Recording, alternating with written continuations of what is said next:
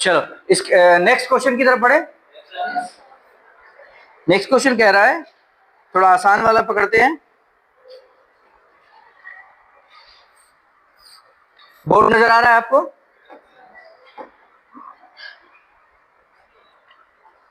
Four, 9, 3 और यहां है 12। उसी तरह है 6, 5, 15 और बीच में है 50। थर्ड वन है 2, 3, 75 वॉट। चलो 1 मिनट में सोचो और इसका रिजल्ट निकालो।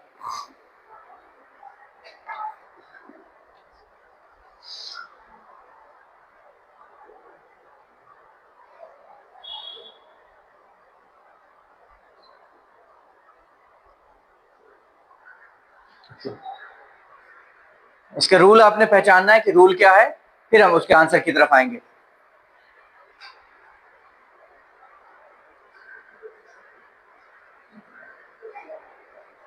हाँ जी,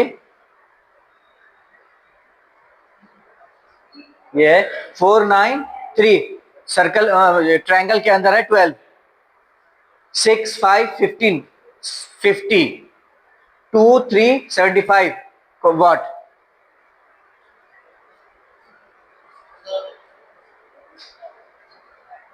नहीं आ रहा समझ में? नहीं आ रहा? बताइए।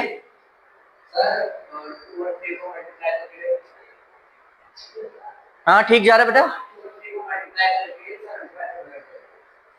2 और 3 को मल्टीप्लाई करके, पहले यहां तो पहचानो क्या है। 4 और 9 को कितना आया? 36 और इससे divide, okay, is equal to 12। इस यहां क्या आ रहा? Same 6 into 50, 5 is equal to 30 divided by 15 क्या आ जाएगा? रूल दोनों पे सेम लगना है ना बच्चा?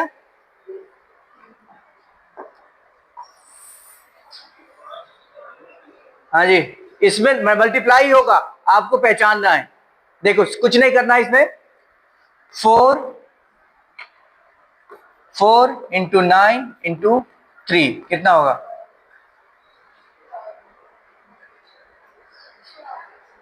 पक्का?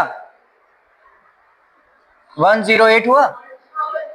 ठीक है, इसको हम डिवाइड करेंगे 9 से। 12 हुआ। हाँ जी, ठीक है, तो यहां आए हम 12। नेक्स्ट आते हैं हम इन तीनों को क्या करेंगे? मल्टीप्लाई करेंगे। 6 इंटू 5 इंटू 15 कितना होगा? कोई भी बच्चे जल्दी से बताओ। पूछ रही बता रही है? सोच लो।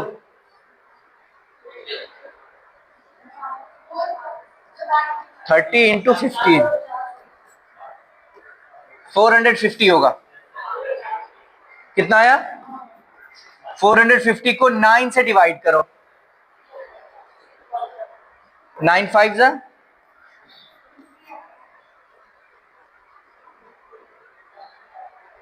4, तीनों को मल्टीप्लाई किया हमने। यहां भी तीनों को मल्टीप्लाई किया, जो बाहर है हमारे आउटर एज पे, इनको मल्टीप्लाई किया, हमारे पास आया 108। उसको डिवाइड किया 9 से। यहां तीनों को मल्टीप्लाई किया, उसको भी डिवाइड किया 9 से, तो 50 आ गया। 450 को अगर 9 से करेंगे तो क्या होगा? 9 5 जा 45, 0 0 और ये 0 ऊपर चला जाएगा 50। That means it's 50। ठीक है, अब इसमें वैसे करके देखो, इन तीनों को मल्टीप्लाई करो और 9 से डिवाइड कर दो। कोई बात नहीं, क्या बोले, इसमें कोई फॉर्मूला नहीं कि a प्लस बी का, इसमें रूल को पहचानना है। कॉमन रूल लग रहा है कि सभी को मल्टीप्लाई कर। हो सकता है किसी सवाल में 3 से डिवाइड हो, 2 से डिवाइड हो, 8 से डिवाइड हो। ठीक है, उसे हमें रूल को पहचानना है।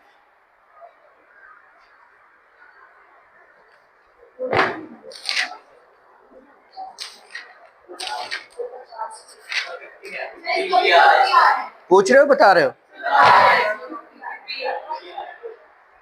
दे ट्राई कर ले। 2 इंटू 3 इंटू 75, यही ना? 675 को 6 से करो, 0 सच है भाई, ठीक है। 450 divided by 9 is 50 is our answer. Done. चेहरे पे क्वेश्चन मार्क लेके नहीं जाना। अगर नहीं समझ में आ रहा फिर डिस्कस करें, बहुत टफ नहीं है, बस ये है कि आप अपने लेवल को थोड़ा उस लेवल तक ले जाओ। ये आपको आगे भी काम आएगा। 11th में जाओगे, 12th में जाओगे, सीयूटी का पेपर दोगे, सीयूटी के जरूर कॉलेज में जाओगे। कॉलेज जाना नहीं जाना? कॉलेज के सपने देखे? जरूर देख बच्चा, तुम्हें जागते हुए सोते हुए कॉलेज के सपने आने चाहिए। हंसराज में कोई जा रहा है, कोई किरोरीमल में जा रहा है। अब देखो सपने जागते हुए, जरूर सपने देखो। देखो फेयरवेल हो रही है, फ्रेशर हो रही है, कॉम्पिटिशन हो रहे हैं, एक दूसरी दुनिया होती है, और उसके सपने जरूर देखो, तभी पूरे होंगे। चलो, एक क्वेश्चन आता है बच्चे, उसमें ना आपको पहचानना होता है कि देखो क्वेश्चन क्या है, समझो। If means divide, minus means multiply, divide means plus, and plus means minus, then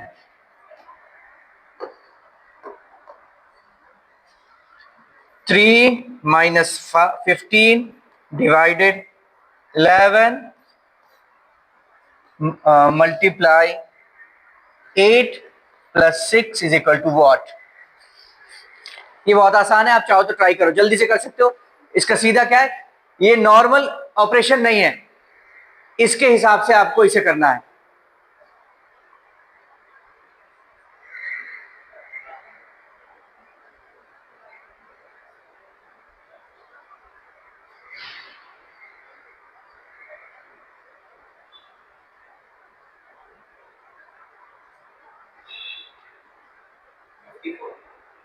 पूछ रहे हो, बता रहे हो, सॉल्व करो फिर देखते हैं। गुड, कर लिया। इसमें करना क्या होगा, साइन चेंज करेंगे। जैसे यहां मल्टीप्लाई मीन्स डिवाइड, तो जहां मल्टीप्लाई है दैट मीन्स यहां डिवाइड, यहां डिवाइड लिख देंगे।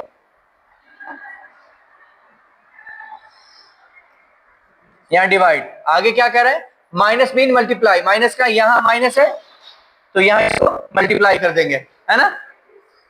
And divide means plus, divide है कि यहां डिवाइड है तो इसको प्लस कर देंगे, ठीक है। एंड प्लस मीन्स माइनस, या प्लस है तो इसको माइनस कर देंगे। आप सॉल्व कर लो। 3 into 15 plus 11 divided by 8 minus 6, यही होगा ना, यही होगा। बोर्ड मास के अकॉर्डिंग हम ये ब्रैकेट को पहले सॉल्व करेंगे। बोर्ड मास का याद है ना, bracket then of, sorry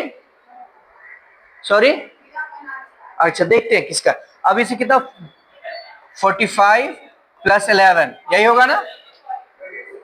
45 plus 11 divided by 2 कितना हुआ, 45 और 11 कितना हुआ, 56 divided by 2, that means 23 is our answer. आई बात समझ में? सॉरी 28, हाँ 28×56 ईयर्स। क्लियर? कैसे रहा है? आप इस ऑपरेशन में ठंडा दिमाग रखना, जल्दबाजी नहीं करना, जल्दबाजी करोगे गड़बड़ हो जाएगा, ठीक है। नोट कर लिया आपने? वैसे मैं भेज दूंगा ग्रुप पे, आप देख लेना एक बार, मेन ग्रुप पे भेज दूंगा, सर आपको क्लास में भेज देंगे, क्लास ग्रुप में आपके।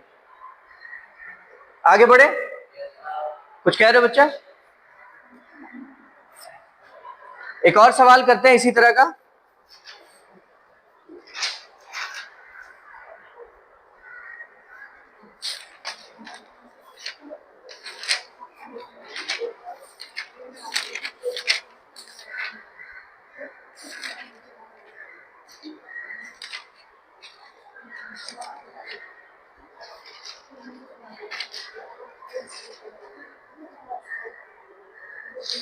सीटिंग अरेंजमेंट के कुछ क्वेश्चन आते हैं। सीटिंग अरेंजमेंट समझ रहे हो, बैठने के सीक्वेंस में दिए। उसमें सवाल क्या होगा, फॉर एग्जांपल कि कोई बंदा है, 6 लोग हैं, एक राउंड टेबल के चारों तरफ फेस टेबल की ओर करके बैठे हुए हैं। उसमें मान लो ए का फेस बी की तरफ है, बी का सी का फेस डी की तरफ है, ऐसे करके कुछ ना कुछ सिस्टम होगा, आपको निकालना होगा उसमें एग्जैक्ट सवाल जो पूछेगा। तो ध्यान रखना कि इसमें हमें दो चीजें होती है, या तो सर्कल होगा या स्क्वायर होगा या रेक्टेंगल होगा, ठीक है। और एक और सवाल के अंदर होगा कि या तो सामने फेस करके बैठे होंगे या एक दूसरे की तरफ पीठ होगी उनकी, दो टेबल दे देंगे एक, तो उसे हमें पहचानना होगा कि सामने है या पीठ की तरफ हमारे, ठीक। तो इसमें हम सवाल करते हैं आगे। एक तो ये हो जाएगा, दूसरा ये होता है इसमें कि सर कुछ कह रहे हैं,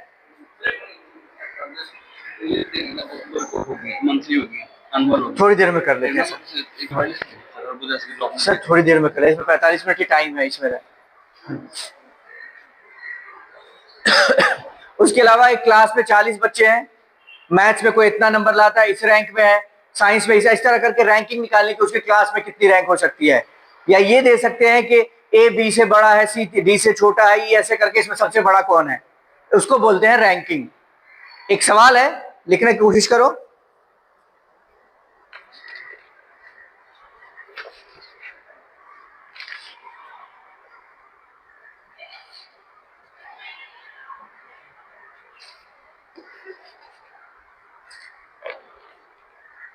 बहुत बड़ा सवाल है, इसको सॉल्व कैसे करें। ये सवाल मैं ग्रुप पे भेज दूंगा क्योंकि बहुत ज्यादा बड़े क्वेश्चंस हैं। ये छोड़ दो, ये है ना, इसमें ग्रुप पे भेज दूंगा ताकि आप इजीली कर लोगे, फोटो इसकी बना के भेज दो। अब हम आते हैं जीके रीजनिंग की, जीके की तरफ।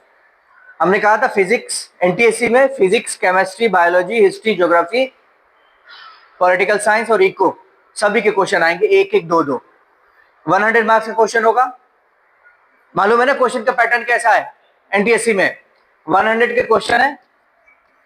इसमें आपका जो कोर सब्जेक्ट है, कोर सब्जेक्ट से सवाल होंगे ही होंगे, वो अलग होंगे। फॉर एग्जांपल किसी के पास पोल साइंस है तो पोल साइंस का क्वेश्चन होगा, हिस्ट्री है हिस्ट्री के क्वेश्चन होंगे, ज्योग्राफी है ज्योग्राफी के क्वेश्चन होंगे। किसी के पास इको है, इको, किसी के पास बिजनेस स्टडीज है, और क्या आता है इसमें सब्जेक्ट, स्टैटिक्स, मैथ्स, अकाउंट्स। इनमें से कोई भी 3 सब्जेक्ट होंगे आपके।